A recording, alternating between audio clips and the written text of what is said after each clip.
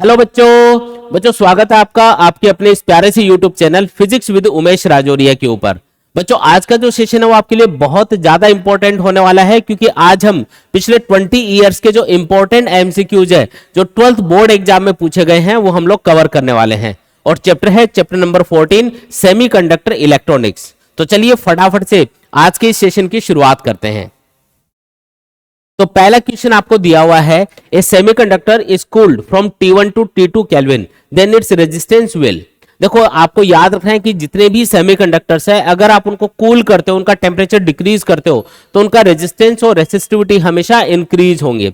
Conductors के लिए या मेटल्स के लिए उल्टा होता है। अगर आप किसी भी मेटल या कंडक्टर का टेम्परेचर डिक्रीज करते हो, उसको कूल करते हो, तो उसका रेजिस्टेंस और रेसिस्टिविटी हमेशा डिक्रीज होंगे। अब क्योंकि यहाँ पे आपको सेमीकंडक्टर के लिए पूछा जा रहा है और सेमीकंडक्टर का टेम्परेचर अगर हम डिक्रीज करेंगे, अगर इसको कूल करेंगे, तो याद रखो कि इसका जो रेजिस्टेंस है या रेसिस्टिविटी है वो इंक्रीज होगी, यानी कि ए वाला ऑप्शन यहाँ पे करेक्ट होगा। नेक्स्ट क्वेश्चन है, the density of electron and holes in a intrinsic semiconductor is Ne and NH respectively. Which of the following option are true. इनमें से कौन सा ऑप्शन करेक्ट होगा।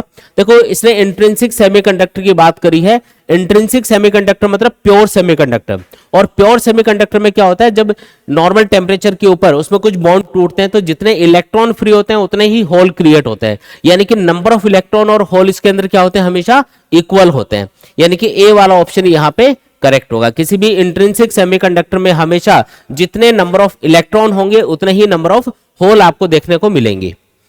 नेक्स्ट क्वेश्चन है, for N type germanium impurity doped in germanium is.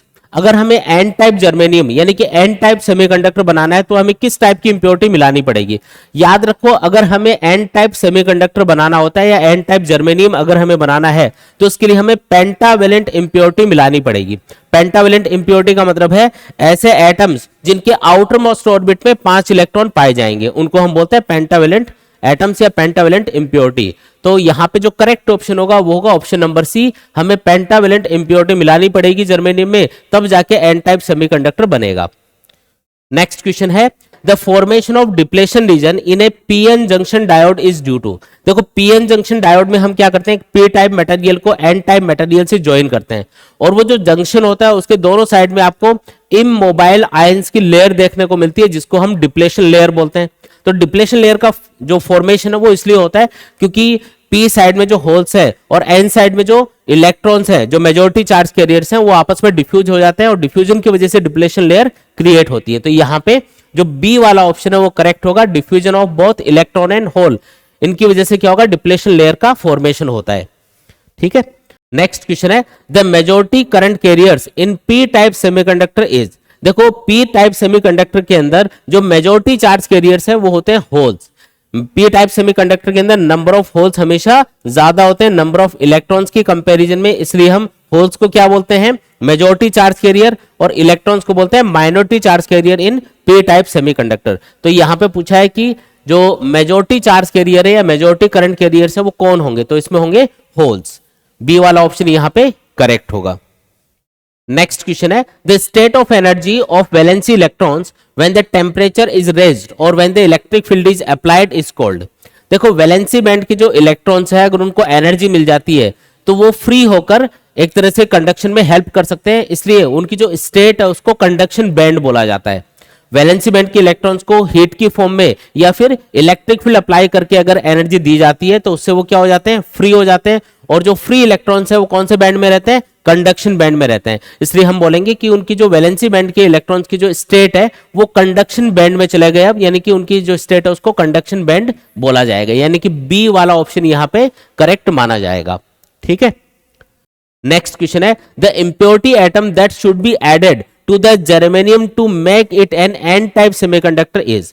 ये बोल रहा है कि जर्मेनियम के अंदर हम कौन से वाली इंप्योरिटी मिलाएं ताकि वो एक एन टाइप सेमीकंडक्टर बन जाए। तो एन टाइप सेमीकंडक्टर बनाने के लिए हमें पेंटावेलेंट इंप्योरिटी मिलानी पड़ती है, और पेंटावेलेंट इंप्योरिटी में कौन कौन आता है, तो nitrogen, phosphorus, arsenic, antimony, bismuth, ये सारे एलिमेंट्स आते हैं पेंटावेलेंट इंप्योरिटी के अंदर। तो इनमें से कोई एक एलिमेंट आपको मिलाना पड़ेगा। जैसे यहाँ पे जो ऑप्शन आपको दे रखे हैं उसमें देखो आर्सेनिक यहाँ पे करेक्ट ऑप्शन होगा। आर्सेनिक अगर आप मिलाते हो जर्मेनियम में तो उससे वो एन टाइप सेमीकंडक्टर में कन्वर्ट हो जाता है, तो सी वाला ऑप्शन यहाँ पे करेक्ट होगा।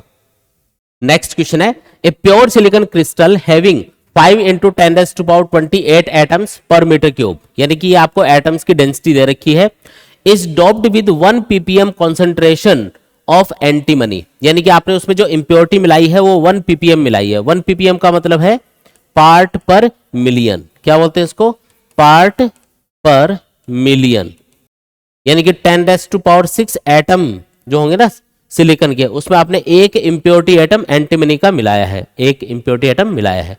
If the concentration of holes in the dopant crystal is found to be, ये नंबर ऑफ होल्स की आपको डेंसिटी दे रखी है, नंबर ऑफ होल्स की डेंसिटी है 4.5 into 10⁻9 per metre cube, then concentration in per metre cube of intrinsic charge carriers in silicon crystal is about.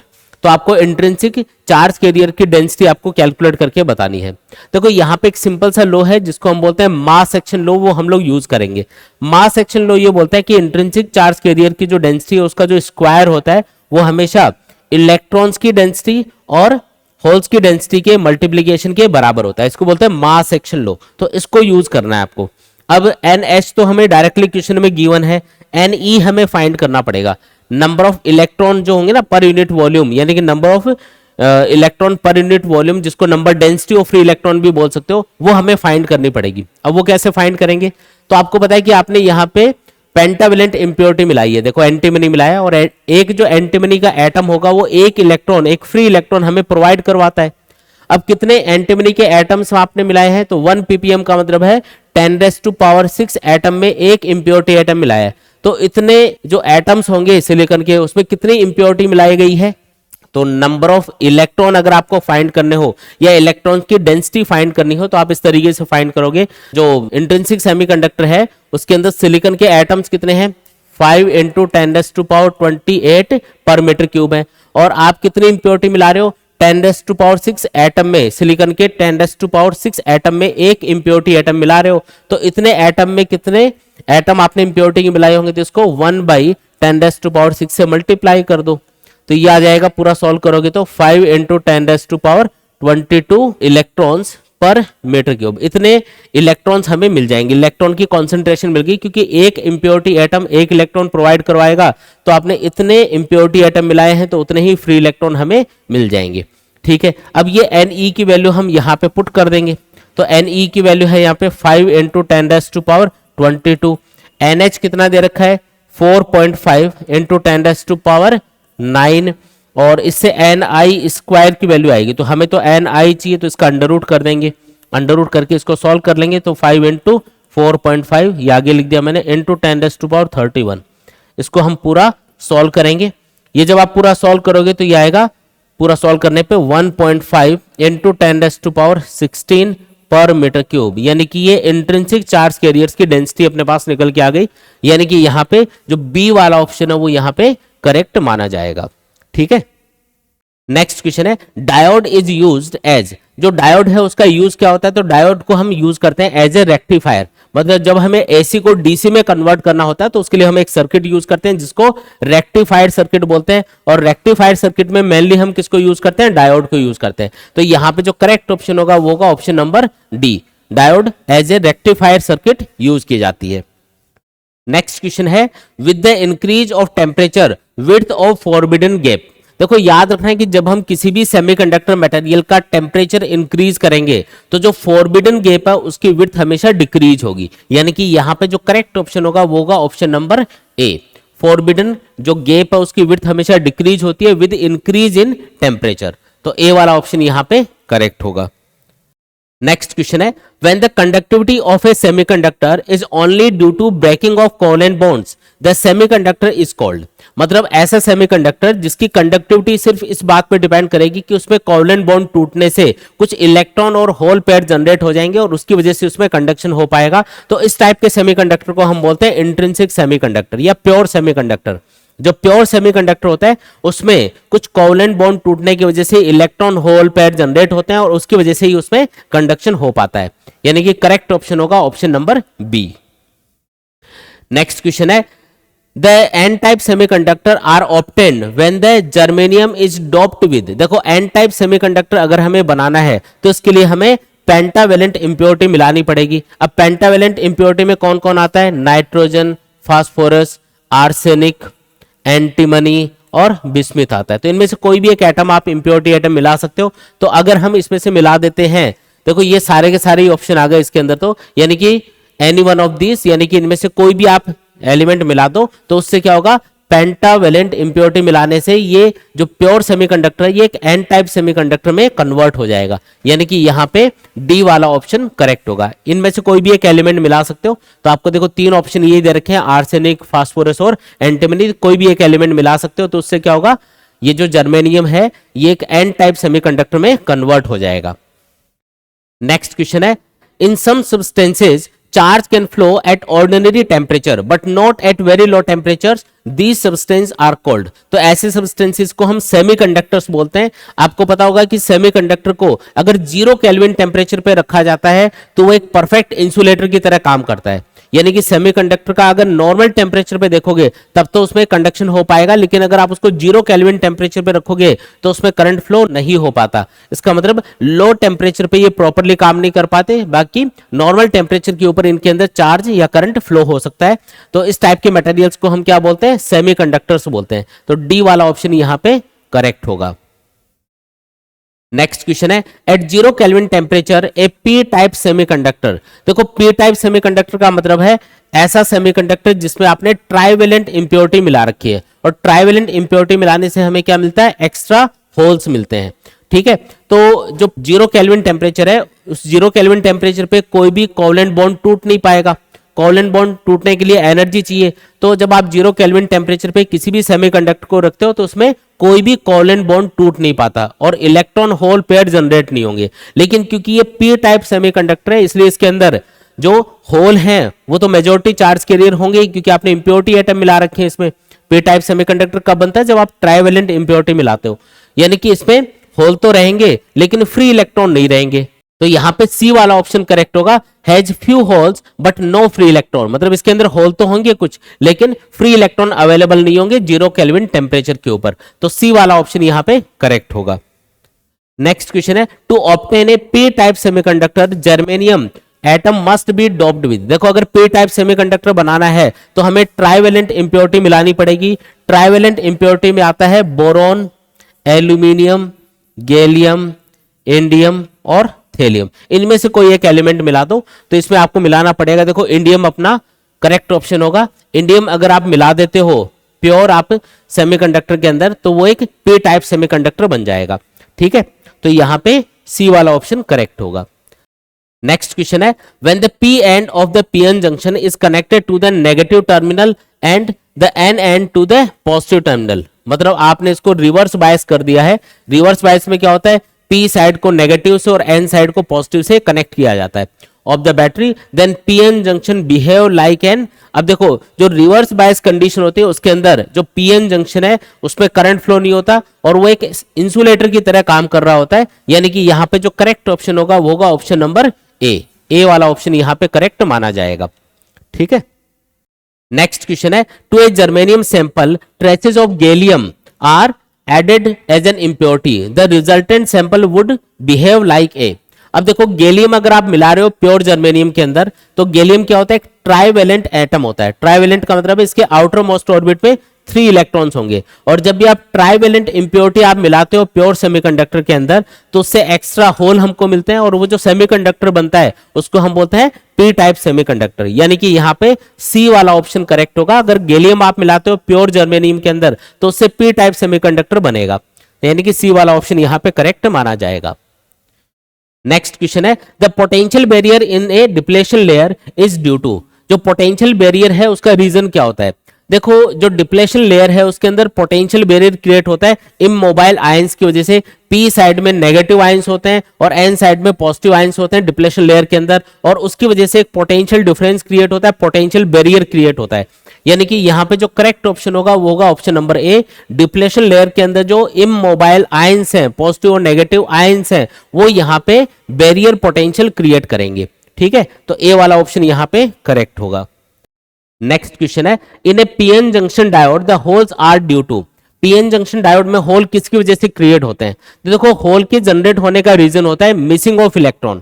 अगर कहीं भी किसी भी कोवेलेंट बॉन्ड में कोई भी इलेक्ट्रॉन एनर्जी लेके अगर फ्री हो जाता है तो वहां पे एक वैकेंसी ऑफ इलेक्ट्रॉन क्रिएट हो जाएगी, एक खाली जगह क्रिएट हो जाएगी जहां पे इलेक्ट्रॉन पहले बैठा था और अब एनर्जी लेके चला गया। तो उस खाली जगह को हम क्या बोलते हैं? होल बोलते हैं। तो होल के जनरेट होने का रीजन होता है मिसिंग ऑफ इलेक्ट्रॉन। तो डी वाला ऑप्शन यहां पे करेक्ट होगा। नेक्स्ट क्वेश्चन है, the peak voltage in the output of A half wave diode rectifier feed with A sinusoidal signal without filter is 10 volt. जो पीक वोल्टेज है AC input का वो 10 वोल्ट के बराबर है। तो पूछा है the DC component of the output voltages, जो आउटपुट वोल्टेज मिलेगा उसमें डीसी कंपोनेंट कितना होगा? देखो, रेक्टिफायर का काम होता है एसी को डीसी में कन्वर्ट करना, तो यहां पे जो आपको आउटपुट मिल रहा होगा उसमें डीसी कंपोनेंट कितना है? तो रेक्टिफायर जो सर्किट होता है जो डायोड से हम बनाते हैं, हाफ वेव रेक्टिफायर और फुल वेव रेक्टिफायर, उसमें 100% डीसी तो नहीं मिलता, लेकिन उसमें हम ये बोल सकते हैं कि डीसी का कंपोनेंट होता है। तो डीसी का कंपोनेंट कितना होगा अगर हाफ वेव रेक्टिफायर है? देखो, ये हाफ वेव रेक्टिफायर की बात कर रहा है, तो हाफ वेव रेक्टिफायर के अंदर जो डीसी कंपोनेंट होता है उसका फॉर्मूला होता है V max upon pi. V max मतलब जो इनपुट एसी वोल्टेज है उसकी मैक्सिमम वैल्यू क्या है? तो यहां पे आपको इनपुट एसी वोल्टेज की मैक्सिमम वैल्यू 10 वोल्ट दे रखी है, तो 10 अपॉन पाई वोल्ट, ये क्या होगा? डीसी कंपोनेंट के बराबर होगा। यानी कि यहां पे जो करेक्ट ऑप्शन होगा वो होगा option number C. Half wave rectifier में जो आउटपुट मिलता है उसमें डीसी कंपोनेंट कितना होता है? तो वी मैक्स बाई पाई के बराबर होता है। वी मैक्स का मतलब है इनपुट एसी वोल्टेज की मैक्सिमम वैल्यू। ठीक है, तो इस वाले फॉर्मूले से आप इसको कैलकुलेट कर सकते हो। नेक्स्ट क्वेश्चन है, ए रेक्टिफायर कन्वर्ट्स। अब रेक्टिफायर क्या करता है? एसी को डीसी में कन्वर्ट करने का काम करता है। यानी कि यहां पे जो करेक्ट ऑप्शन होगा वो होगा option number C, alternating current into direct current. Rectifier का काम ही होता है एसी को डीसी में कन्वर्ट करना, तो सी वाला ऑप्शन यहां पे करेक्ट होगा। नेक्स्ट क्वेश्चन है, assuming that the PN junction diode shown in the figure is ideal. Ideal diode का मतलब इसका रेजिस्टेंस 0 होगा और फॉरवर्ड बायस कंडीशन में ये इजीली करंट को फ्लो होने देगी।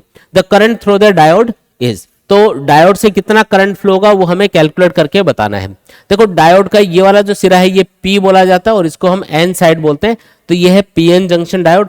पी को आपने देखो हाई वोल्टेज से जोड़ रखा है, 3 वोल्ट ज्यादा है, 1 वोल्ट कम है, यानी कि 3 वोल्ट है हाई पोटेंशियल वाला टर्मिनल और 1 वोल्ट है यहाँ पे लो पोटेंशियल वाला टर्मिनल।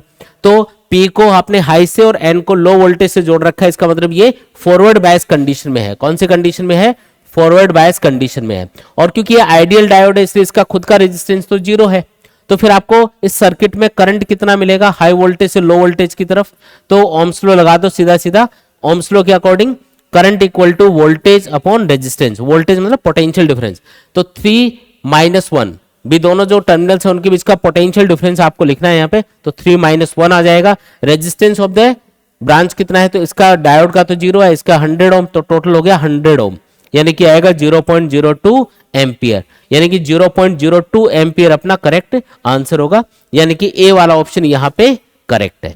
ठीक है, नेक्स्ट क्वेश्चन है, the energy required by an electron to jump the forbidden band in silicon at room temperature is about. आपको याद रखना है कि सिलिकॉन के अंदर जो फोरबिडन एनर्जी गैप है वो होता है 1.1 इलेक्ट्रॉन वोल्ट के बराबर, और अगर जर्मेनियम में पूछे तो ये होता है 0.7 इलेक्ट्रॉन वोल्ट के बराबर।